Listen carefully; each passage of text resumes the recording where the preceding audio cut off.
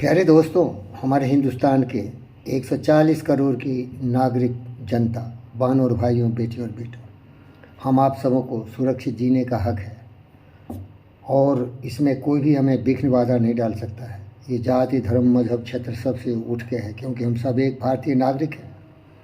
और हमको अगर कोई छेड़ता है, कोई परेशान करता है, पीड़ित करता है, ताड़ित करता है, मारने की धमकी देता है, तो हम लोगों को कानून कायदे को अपने हाथ में नहीं लेना चाहिए, क्योंकि ये जिम्मेदारी गवर्नमेंट की होती है। गवर्नमेंट को हम लोगों ने इसीलिए नहीं चुना है कि वो केवल शासन सत्ता के जो भी मलाई है उसे खाएं। गवर्नमेंट की जिम्मेदारी होती है कि इस भारत भूमि का 140 करोड़ जनता है। हर एक जनता उसके लिए उतना ही इम्पोर्टेंट है जितना यहाँ के प्रधानमंत्री और राष्ट्रपति होता है। इसलिए उसकी जान की सुरक्षा की पूरी जिम्मेदारी गवर्नमेंट की होती है। अगर गवर्नमेंट ये इंश्योर नहीं करता है, सिक्योर नहीं करता है, तो गवर्नमेंट को तुरंत रिज़ाइन कर देना चाहिए। मोदी जी को रिज़ाइन कर देना चाहिए। मैं बड़े शर्म के साथ ये शर्मीले वाक्य पैदा कर रहा हूँ। मैं गौतम सिद्धार्थ बुद्ध बोल रहा हूँ। हमारा अनुयायी था अशोक। जब अशोक गद्दी पर बैठा तो उसने ये सूचना जारी कर दी, ये सबों को बता दिया कि जो देश का शासक अध्यक्ष होता है वो पिता की समान होता है और उसके जितने भी नागरिक हैं वो सब उसकी संतान होते हैं। तो उसकी जिम्मेदारी है कि अपने परिवार के सदस्य की तरह हर नागरिक की सुरक्षा करना है। और मैं ये पूछना चाहता हूँ, आपके पास 40 लाख सेना है भाई, सबको मिला दीजिए।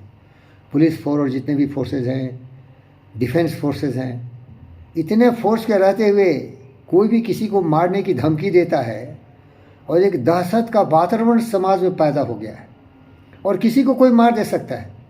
और अगर मैं एक AK-47 राइफल लेके चलूँ और तरह तरह के बॉम्ब लेके चलूँ तो आप मुझे पकड़ के गिरफ्तार कर लेंगे, कहेंगे कि ये तो कानून के खिलाफ है, हम इतने खतरनाक हथियार नहीं ले सकते हैं।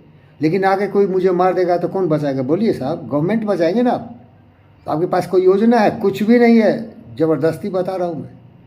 मर रहे हैं, कट रहे हैं, लोगों को मार रहे हैं भाई, धमकी दे रहे हैं दिन रात। आपसे निवेदन करता हूँ, जो सत्ता में बैठे हुए सामर्थ्य हैं, शक्तिशाली हैं, पूरे देश की ताकत उनके हाथ में है, इस तरह से अनुशासित करिए कि हर नागरिक पहले अपने विचारों की पलटी कर दे, यू टर्न मार दे। हत्या, नफरत, नाराज़गी, क्रोध, घृणा सबसे दूर चला जाए और प्रेम मोहब्बत की बात करने लगे। और जो भी समस्या है उसका समाधान बैठ के हम टेबल पर कर सकते हैं, क्योंकि इसी में सभी का कल्याण है।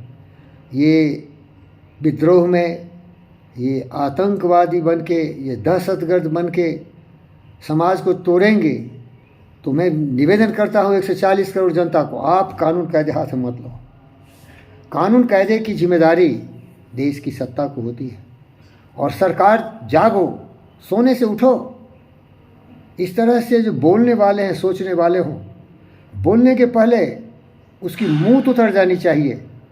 इतनी खतरनाक उसको सज़ा मिलनी चाहिए कि कोई नज़ीर देख के, एक उदाहरण देख के इस तरह की बातें नहीं बोले। नहीं तो ये गवर्नमेंट लोगों का हत्यारा है। मारने वाला कम, तमाशा देखने वाला ज़्यादा हत्यारा है। अरे जियो भाई, थोड़े दिन की ज़िंदगी है। लड़ाई झगड़े, मार काट, फसाद। अरे आपके घर में परिवार है, बेटी बेटे, भाई बहन, माता पिता सब हैं। परिवार को सुरक्षित रहना है तो इस तरह से करोगे। आज तुम मारोगे, कल तुम्हें मार देगा। जो मारने के लिए चलता है, जान लो सर पर कफन बांध के चलता है। और मरने मारने की आवश्यकता है तो कुछ अच्छे काम के लिए मर जाओ ना। हमारे दोस्त थे भगत सिंह, चंद्रशेखर आज़ाद, सुभाष बोस, लाल बाल, अनेक ऐसे महापुरुष हुए जो आप लोगों की रक्षा के लिए, जनता की रक्षा के लिए, देश की आज़ादी के लिए कुर्बानी दी थी।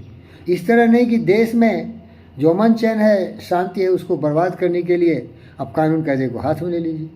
और जो कानून कायदा का रखवाला है वो बेचारा है, जब मर जाते हैं तो उसकी पुलिस जाके लिख लेती है रिपोर्ट। क्यों भाई, क्यों भाई? मैं दुखी हूँ। मरने से मैं नहीं डरता, लेकिन ये जो मारने की धमकी दे रहे हैं उससे सबको डर लगना चाहिए। मोदी साहब को भी बोलता है मार के काट के फेंक देंगे। ये वातावरण तैयार करने के लिए कुछ ही लोग हैं जिम्मेदार, सब लोग ऐसा नहीं चाहते। मैं इस देश का एक ऐसा फ़कीर हूँ जो सबके तलवे सहलाता हूँ, सबको इतना प्यार करता हूँ कि जैसे अपनी आत्मा हो, मेरी जान हो। हर भाई बहन, बेटी बेटे हमारे हैं। मैं ऐसा सोच ही नहीं सकता। हमारा सोच केवल प्रेम है, शांति है, अहिंसा है।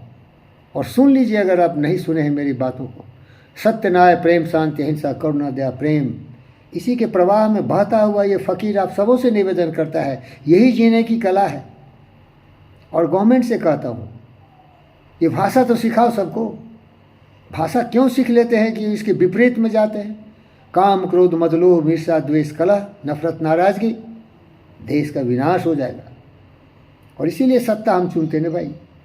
धन्यवाद।